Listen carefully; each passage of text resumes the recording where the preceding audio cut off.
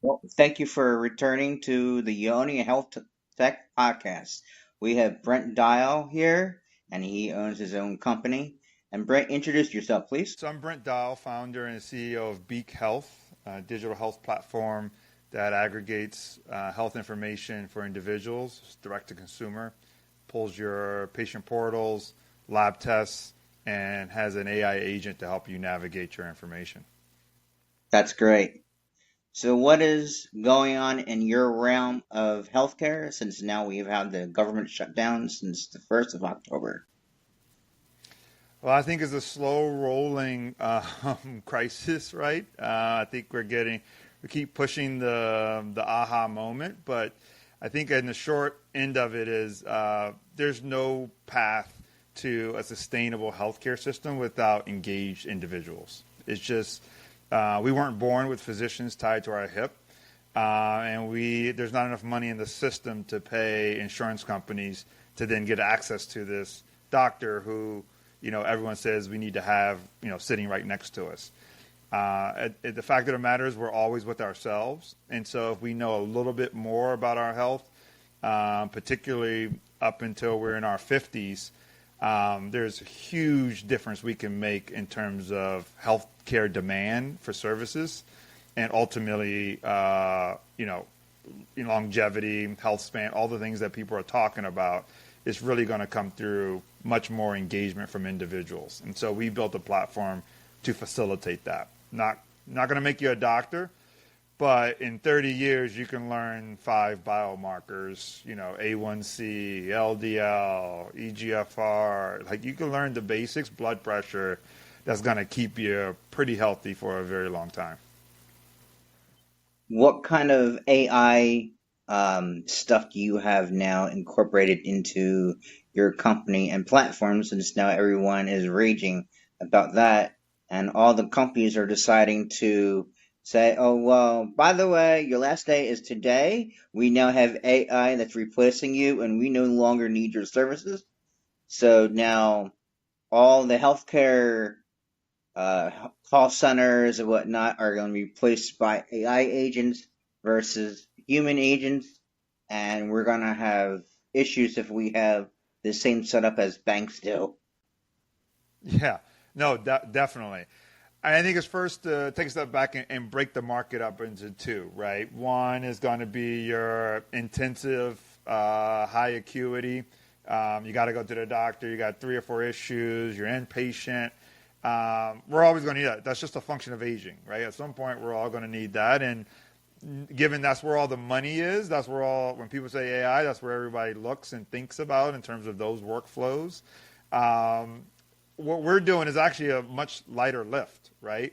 We're organizing a lot of the really commoditized information that's at the front of your healthcare journey, which is preventive health and lifestyle, right? But doing it in a clinically valid way. And so, some of these things that we think are really intimidating, like a lab test, or my LDLs, my HDLs. Oh my God, I need a doctor to tell me what that means. First of all, your doctor will gets burnt out telling people what HDLs are, right? Because it's so common knowledge. But for you, is like, this is amazing, right? And so this is where we think AI can help in terms of organizing a lot of that commoditized information now based on actual clinical biomarkers to keep you out of the doctor for as long as possible. And so it's nothing crazy. I think what's interesting for us is we'll see, in this race, will patients start to expand, their knowledge and things that they want to handle themselves using AI, or will doctors, be dependent on AI much faster? And what I mean by that is the same models are the same models, right? So if a doctor goes into a computer to find information, what's preventing the individual to go into that same computer to find the same information, right? If you go to a doctor and they look over and they're asking a chatbot, what's the difference between you sitting at home and asking that same chatbot? And so it's going to be interesting as those models that physicians are using, I would call them, the early adopters, if you will. But ultimately, once it's standardized, highly reliable, and even for more complex conditions, right? We can take care of the easy ones, like the asymptomatic, like you need a blood pressure. But one of those more complex ones, some of those things, individuals, once they've solved their blood pressure, they've solved basic labs, they may be, demanding access to those more advanced models for themselves. So it's going to be interesting. So I'm happy that they're, creating our future products for us, and it'll be a question of, how much demand, how much sophistication the healthcare prosumer will have in the coming months and years. Wow. So, because everything runs off data, how do you protect your client's data? Because obviously we have HIPAA, we have PII, we have financial data, we have Social Security, so identity, and every single server you hear out. Well, Target's been infiltrated, so has been Costco, or so has been CVS. How do you protect your health data? Yeah, so we are AI native, right? Or we're cloud native, right? And so you never heard of AWS being hacked, right? And then there's also very well-known models and architectures that mitigate that. But for legacy institutions to do that is super expensive, right? And so we're thoughtful about that encryption at rest. We're not moving any data. We're kind of read only. We bring it in and store it, and it's at rest. We're not pushing it. So there's a lot fewer transactions where it's getting exposed, if you will. And so we just need, and we don't have a lot of physicians looking in it. It's just you looking at it, all right? And so we can build a fortress around your information. It's one way, it comes in and it just sits there. So as long as you have two-factor, the only way it gets compromised is through you. And so our model is really simple in that sense. Even with our AI agent is hosted locally. And so we're not pushing anything through an API to some other LLM anywhere. So our use case, and that's why we're really excited about it. Our use case is much simpler, and so we are HIPAA compliant. We're even though technically we don't have to be because we're not servicing physicians yet. We're not delivering care. That is the standard for being a covered entity. But to make sure that individuals have confidence and want to build that longitudinal record, with us, we've taken all precautions. And again, our use case doesn't have as many exposures as you do in other healthcare systems. We're not sending your information to payers, right? So that's another exposure, right? And so we just have far fewer exposures, far fewer complications. Wow. So how do you share? So you don't share any diagnostic data. So Brent is a nurse. So if Brent was to look on me as a patient and I give consent to Brent to look at my data, is that possible through your system? No, not yet. And we're going to be thoughtful if and when we want to do that. Right now, we think there's, the bigger opportunity is individuals understanding their own data, right? In our free trial, you're able to PDF your information. And obviously, when you go to a physician, it's a lot of information to keep track of. You can bring your computer, you can bring your app, or you can bring, paper. But you'll be so familiar with it, right? Sometimes the doctor wants to know dates. Sometimes, a lot of things around language, right? You can't just come in and say, I have high blood pressure. They're like, well, I need a little bit more than that. Or I got high cholesterol. Well, is dyslipidemia or hyperlipidemia, right? And so you want to keep some of that, although it may be a little foreign to you, the physicians need that kind of nuance and, very specific drug names. You don't have to remember all that stuff. But again, the idea is that you have it, right? You can say, hey, they asked a question, it's right here, right? And so right now we think, nothing's better than paper, right? You can just PDF it and hold it. If and when we get to a position where we're pushing data around, that's a different place, but we're leaving our users to decide when they want to use that information with whomever they want to use that information with. Wow. Do you have any questions, Brett? Yeah, no, this is a lot. And I have to say too, I want to acknowledge your continued commitment, and it sounds like not alone but together too, in various areas that you're taking on. Because healthcare is, in my opinion, too, one of the toughest nuts to crack. I've heard somebody else say it before, and I mean, don't get me wrong. There's lots of doozies in this world. There's business, this, there's all these different areas we can take on. But it's amazing too that there's all these areas too that we have in a relatedness where it is. And I think you said it earlier too, Brent. And the best way is that we'll all have our time. We're all human, and it's to see too, do we want to be proactive or more reactive? And I think generationally, against all various different factors, whether it's income, whether it's upbringing, whether it's ancestry, any of that, that a lot of us as humans, from what I've seen too, yeah, and still discovering this one too, have had to be more reactive, and for various reasons, and for in various locations, and to see that it doesn't work. There's what works and what doesn't work, and in the long run, there's things that just don't work. And I think there's nothing wrong or right around that. I think it's if we can't say what's working or what's not working around these things, then we can't really improve them. And I'm glad and this is again, I'm still discovering too. I went to school for nursing, right? Not tech, but I see that you had the read only, and I'm still wondering what that all encompasses. But from what I'm gathering from what you're saying here too, is they would again have access locally on their own devices. It's not out in the cloud. It sounds like your app is. I don't know how the data goes from their local device to the app and then back and all that stuff. But if it's just strictly between that and them being able to print it out as a PDF, I mean, people use and have since the 80s too use spreadsheet. And I'm just seeing too, even with various other potential possibilities to do it, even ones that are freeware, regardless of vulnerabilities, then we can kind of identify the freeware there too. So but I don't know. It's just a lot because it's the tech side, it's the health side, it's the patient empowerment side, the human experience side, and then the decision too. And Brent, I'm glad to hear too you have a struggle because it means there's what you don't know and what it is the people all want too. And not people, and everybody wants to share that part of the experience. It's a tender area of our life and our being, to know. And that's why it is. I think HIPAA exists, to see why do these things are these safeguards all really there.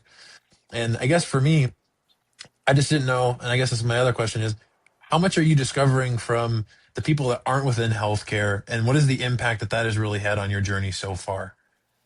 The people who aren't in healthcare, or Yeah, have absolutely no knowledge at all, right? And you're just like, oh, I never thought about that. Like those moments, if they exist, right? Something well, like that. it's interesting. I mean, I think it's fertile, right? But it needs kind of a catalyst. I think we're still in the mythology that we're having this battle now. You started it with the shutdown. This is a myth, and I think it's one of those issues. Again, if we go back to when people used to come together, not by party but by issue, right? I think this issue hasn't really been pulled apart. But the core issue is insurance is not healthcare. Think about that. When we say people don't have healthcare, we're basically saying they don't have healthcare insurance. But we pay the insurer, the government pays the insurer, everyone pays. It still doesn't come into healthcare. It really doesn't translate into healthcare. We pay the insurer, great. Still don't have healthcare, right? Still don't have knowledge, still don't have preventive care. It's free. Well, what's free? I look at some of these panels. You're a nurse. I look at some of these panels. They gave them an LDL, HDL, and an A1C.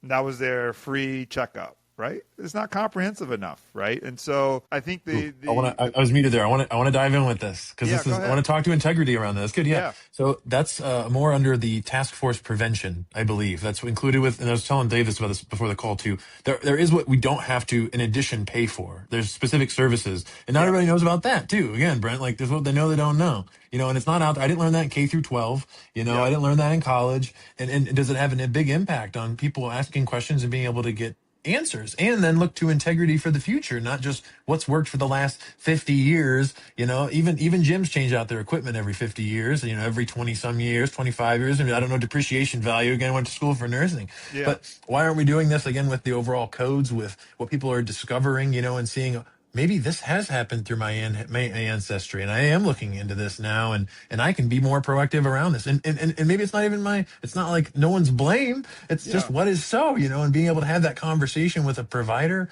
and at an area of value, I think, and commitment versus attachment to making sure this matches that billing code correctly, this and that the appointment is like 15 minutes or under. There's even a whole book around the physician having that, and you see the impact of it now.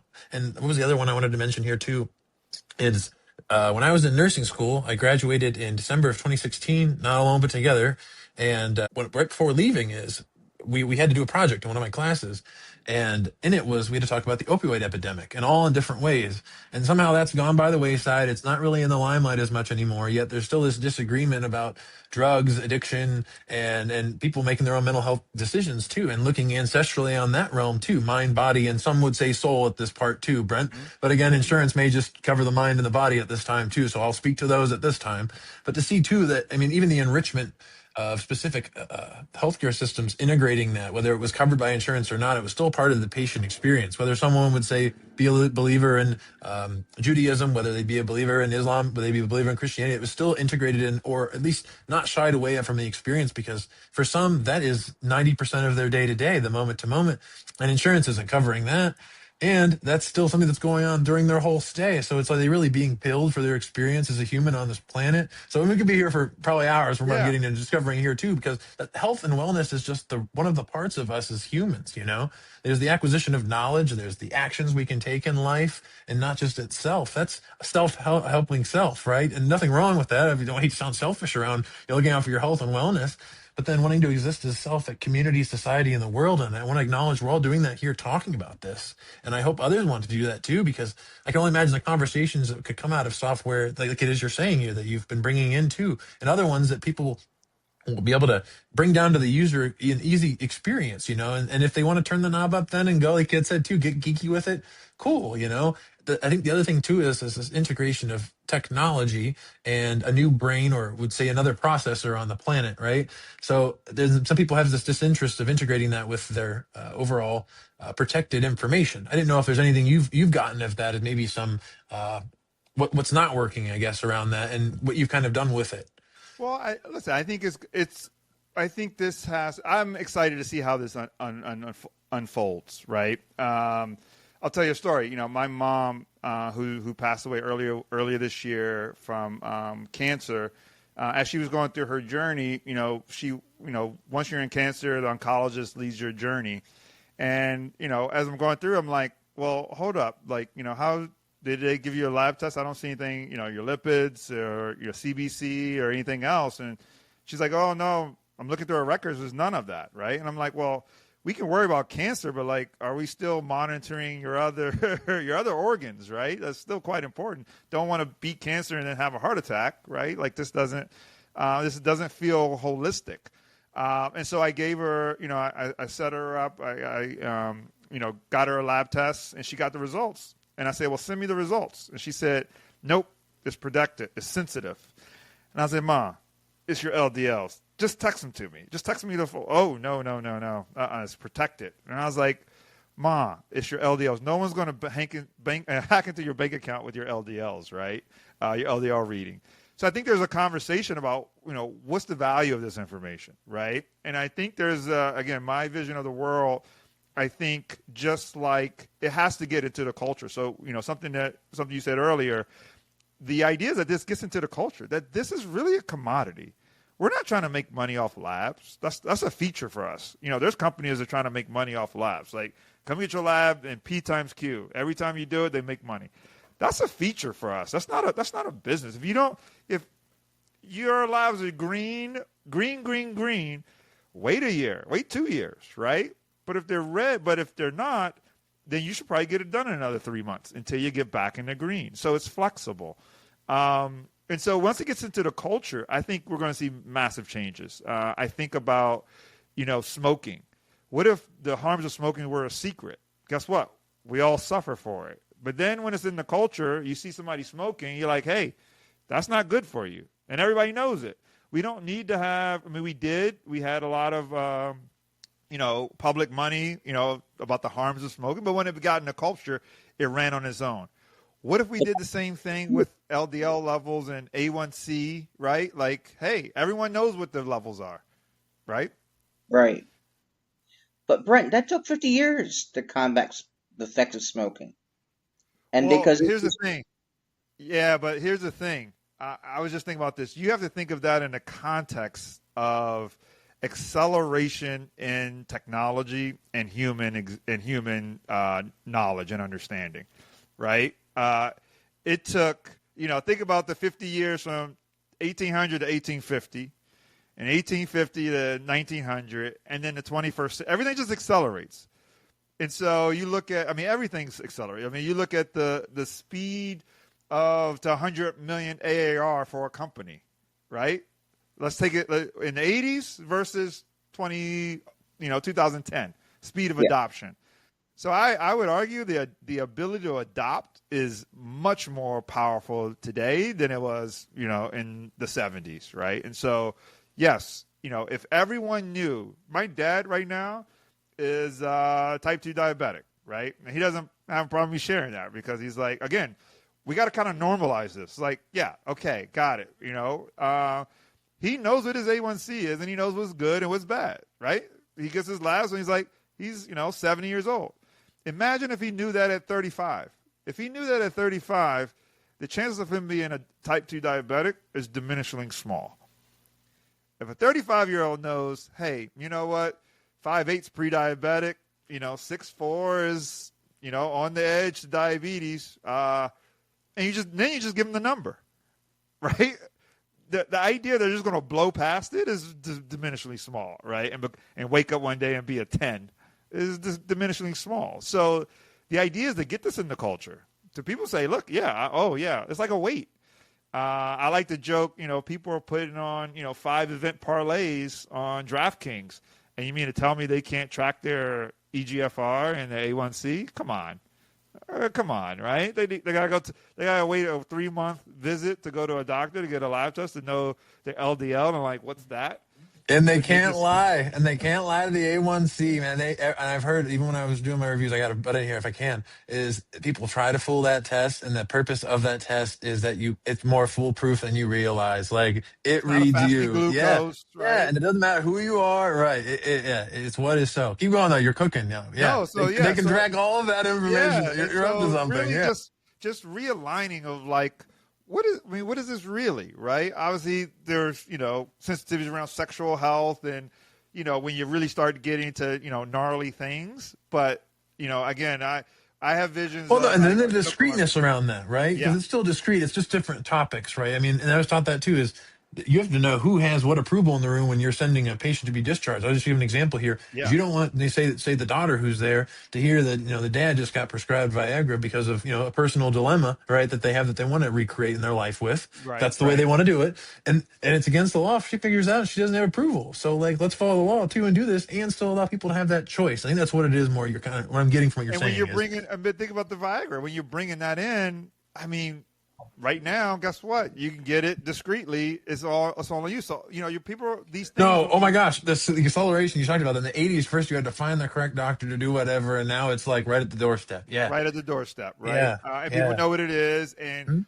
what the, trade-offs are, the harms. Yeah. You can look or breathing machines. We'll say these other ones are shipping breathing machines and some prescription drugs I'm finding out through Amazon and other competitors are now being able. But you're correct. There's like this line that used to be there, which was the checkout line, in my opinion, which is now the checkout is cool. It'll be at your doorstep by this time. And then you're watching the delivery and yeah. And there's things that can be done right now that, they're hiding in plain sight, right? Even labs. You were talking about labs too. I know in specific states, they do send out tests that people can do various routes, and then they just send them in for results now too. Yeah. And I don't think the amount of labs, I think it's more of the frequency of them. And it's not the doctor that regulates it. It's the insurance company. Well, yeah, for sure. And not only for an insurance company, this is a whole nother topic, population health, right? Solving for the 80%, knowing that the other 20%, which you may be a part of, is like, yeah, okay, it's fine. But on average, we're good. There's a tension between population health and precision health. And I think we all will want more precision health. But a lot of the guidelines to serve everyone, there's always rationing. But even how medical knowledge is created is around population health. And we know even in doing that, with all great intention, still doesn't serve everybody, right? Who's part of that cohort that was studied? It's a lot there, right? And so I think there is an opportunity for individuals to really look at these things. And a lot of things that were gate kept, right? So look at these things and say, listen, yeah, you have an idea that you might not be part of the median, right?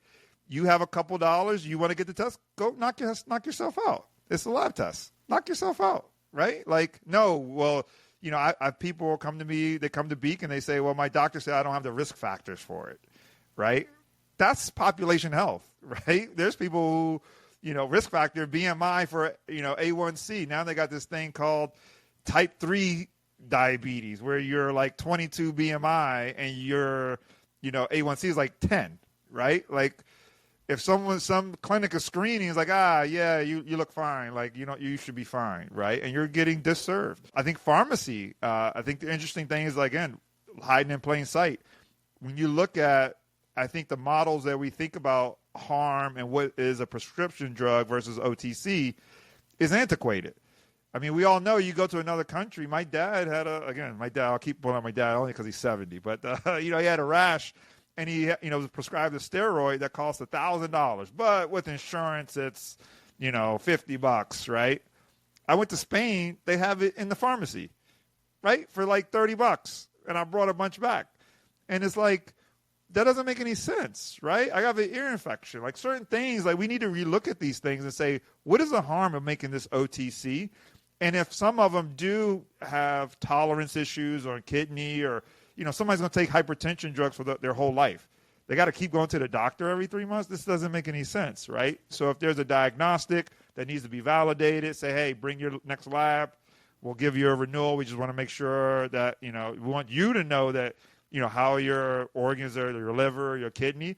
There should be space for that. I mean, I think it'll pull a lot of, busy work out of the healthcare system.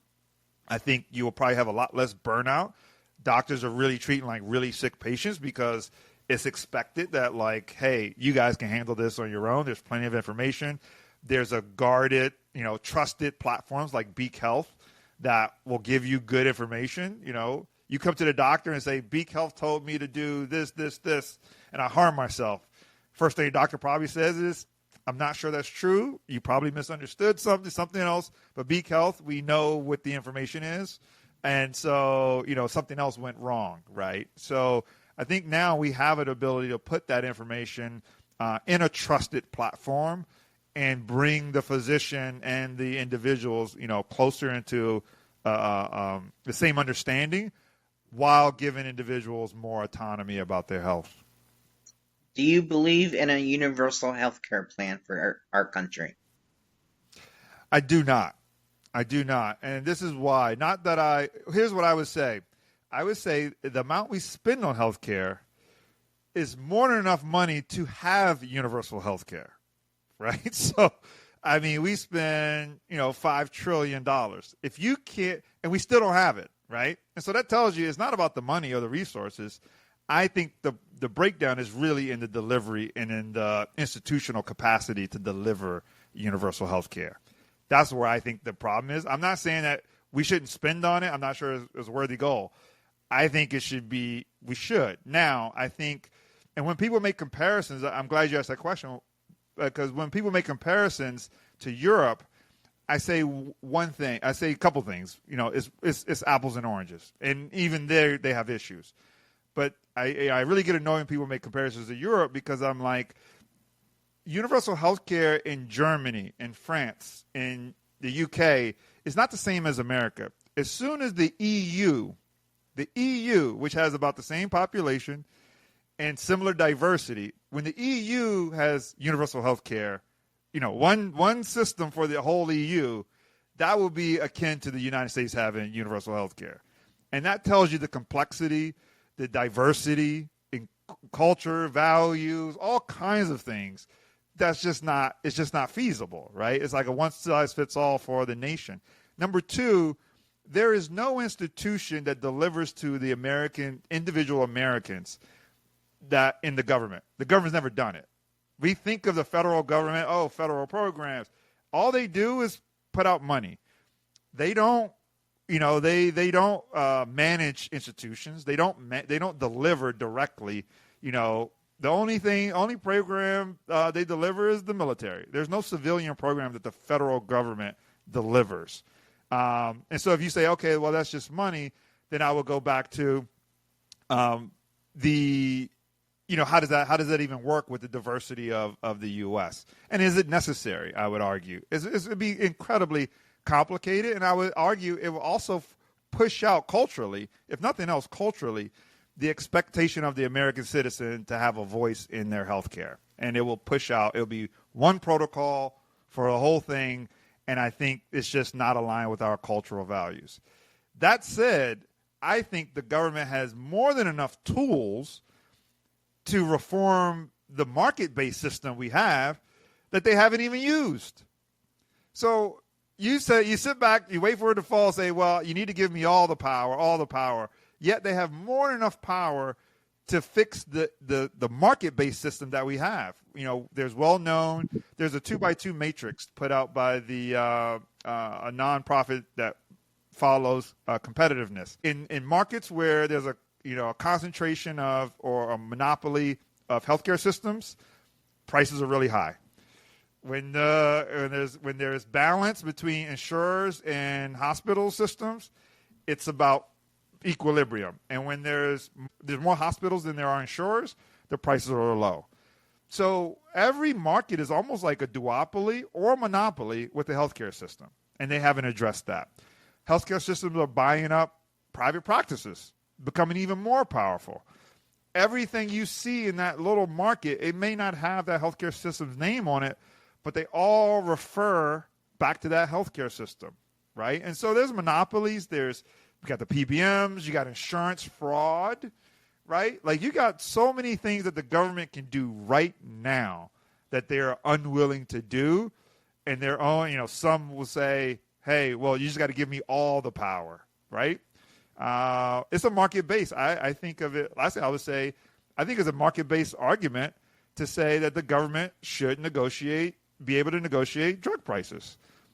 That, we kind of leave that off as like, oh, well, that's Brent, can I come in here too? Can I come in here too? I'll finish, but like, oh no, you're good. No, because we're speaking of the integrity of everyone else. Keep going. But yes, I was just going to say those in systems too that we don't even have choice. Those who are incarcerated, who are also in need of health and wellness too. But yeah, keep going. I do I was want just going to say the government. I mean, I guess I'm more annoyed of their lack of willingness to use the power that they have, right? And I think folks have gotten kind of intimidated to say, well, health. Listen, the U.S. government is already 50% of the healthcare system, 50%, right? Yeah, yeah, they're 50% of the buyer, right? And so, guess what? They should be able to say, no, this is look. If all the other things we're going to do in this country and we're going to make people sick and I have to pay for them, I'm setting the price. I'm going to go. Employers go and set prices because they use their market power. The health systems use their market power to set prices. Insurers use their market power to set prices. Why isn't the government? Why can't we just do that? Why do we got to go to national health care? Just let them use their market power. And lastly, I would say, yeah, and then the other things egregious that's still coming up is this, how we subsidize innovation for, other countries, right? 3X, 4X, 5X. Sometimes 10x in terms of how much we pay for drug prices in this country. So anyway, short answer is I think the government has more enough power to fix the system to address the market inefficiencies. This thing of universal health care, one, there's more than enough money to serve everybody, and we don't. Second of all, no government has demonstrated the capacity to get their hands around such a complex market. And that's why in the U.S. we prefer market-based systems to handle that complexity and diversity. So what is your favorite quote, and how can people get in touch with you? My favorite quote. Well, one of my favorite quotes is Winston Churchill. He says, many times men stumble over the truth, but most pick themselves up and carry on like nothing ever happened, right? And so it's kind of this idea that, you'd be surprised when you look back, like the truth was sitting you right in your face, but because you weren't looking for it, right? You didn't expect it to be right there because you're looking up, right? You didn't expect it to be right there. You don't acknowledge it for what it is. And as far as Beek Health, you can find us. We are BEEK Health.com. We're in the market. You can sign up. We have a 7-day trial where you can pull your records and then PDF them, keep them, even if you don't execute a subscription. But our pricing is $99 a year to be able to bring all your information into one place, to have access to our AI agent. Cost estimates. You brought up earlier cost. Most people don't know what a CPT code is. But if you sit it there and people are sitting there like, oh, the doctor asked me to do this. There's a code for it. I can now go shopping. That's going to transform healthcare too, right? And so, again, having a platform where you could. So these things we're not, we don't have to like toot our own home. You just get access to a lot of the tools that make you a very dangerous navigator through the healthcare system. And then you have access to your labs. Everything starts with a diagnostic on the front end. And if you go to the physician and say, hey, these are my labs, this is my imaging, I understand that there's something to do here, that conversation starts with confirmation and then treatment, right? Versus what's going on, this odyssey, if you will, right? It's much shorter, much faster. No one else is involved in that. Insurance is like, no, you got to do X, Y, Z. You're like, hey, I'm a cash pay. I have the diagnostics, which are cheaper than insurance. And when I say that, let me clarify. It's probably not cheaper than your copay, but to an apples and apples comparison, you got to add your premiums, right? So when people are like, my visit only cost me $30. Yeah, that was after you pay $800 for your insurance premium that month. The visit is actually only $250 if you're cash pay, but they build your insurance $300. So it's actually cheaper. And how many visits are you going to need? Much less than probably that $800. So people need to. It's going to take some time, but we're excited about this journey because again, as I started, I don't think there's any path to a sustainable healthcare market without empowering individuals. That's awesome. It's great having you, Brent. We would love to have you back again and reach out to us. Great. Thank you and have a great day. Thank you. Great Thanks. talking to you.